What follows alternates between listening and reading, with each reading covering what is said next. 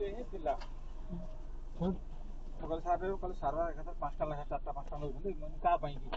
ମୋର ପାଇଁ ତ କହିଲେ ହେଲେ କହିଦେବ ନେଇଯିବେ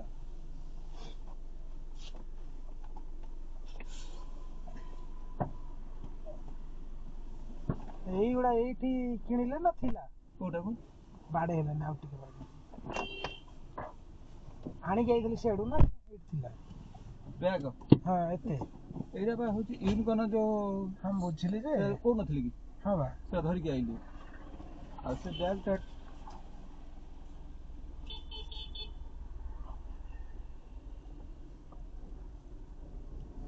ମତେ ସିଏ ସାର ଦେଖିକିରି କହୁଛନ୍ତି ପାର୍ସଲ ରେଡି ମୁଁ କହିଲି କ'ଣ ପାର୍ସଲ ରେଡି କହୁଛନ୍ତି ପାର୍ସଲ ରେଡି ମୁଁ ଟିଫିନ ପାଇଁ ନେଇ ଯାଉଛି ଭକ୍ତିର ଟିଫିନ ଆଣିବି ହେଲା ସିଏ ପାର୍ସଲ ରେଡି କହୁଛନ୍ତି ମୁଁ କହିଲି ବୋଧେ ଦୋକାନକୁ କହିଦେଇ ଯାଇଛନ୍ତି ଇଏ ହେଲେ ଜାଣିଲେ କେମିତି ମୁଁ ପାର୍ସଲ ପାଇଁ ଯାଉଛି ହେଲେ ଆପଣ ଦେଖିଲା ବେଳେ ଆପଣ ଢେଞ୍ଚ ଦରକାର ତାଙ୍କର ଥିଲା ହେଉଛି ସେ ପୁରୁଣା ସୁଇଚଟା ଥିଲା ସେଟା ଧରିକି ଆଇଲି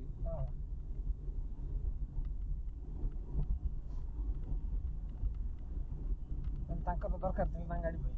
ହଁ ସେ ସୁଇଚଟା କାମ କରୁନଥିଲା ଯାଇଛନ୍ତି ଏକାଥରେ ସବୁ କାମ କମ୍ପ୍ଲିଟ୍ କରି ଆସିବେ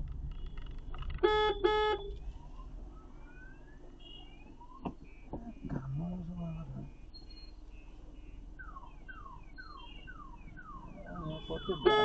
ହେଲ୍ପର ରଖିବା କଥା ନା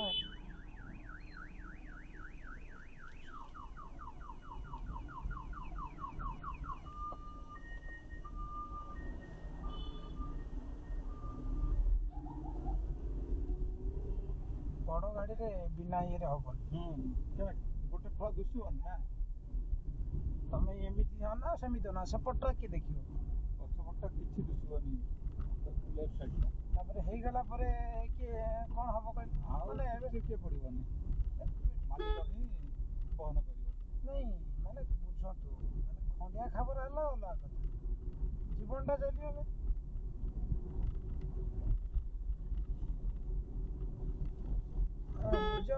ନିଜ ଗୋଡ଼ ପର ଗୋଡ଼ ଭିତରେ ଫରକ ନାହିଁ ଆପଣଙ୍କ ଅରିଜିନାଲ ଗୋଡ଼ ଯେତେ ଆପଣ ଅପରେସନ କରନ୍ତୁ ଯାହା କରନ୍ତୁ ନିଜ ବାଲାନ୍ସ ରହିବ ସିଏ ଗୋଡ଼ ଆଉ ଆପଣ ତାପରେ ଲୁହା ଲଗେଇବେ ଯେତେ ସିଏ ସେଇ ଟଙ୍କ କେବେ ବି ଆସିବ ନାହିଁ ଏବେ ମୋ ବୋଉର ସେ ଆଣ୍ଠୁ ରିପ୍ଲେସମେଣ୍ଟ କଲା ପରେ ବି ତାର ରହୁଛି ପେନ୍ ହେଉଛି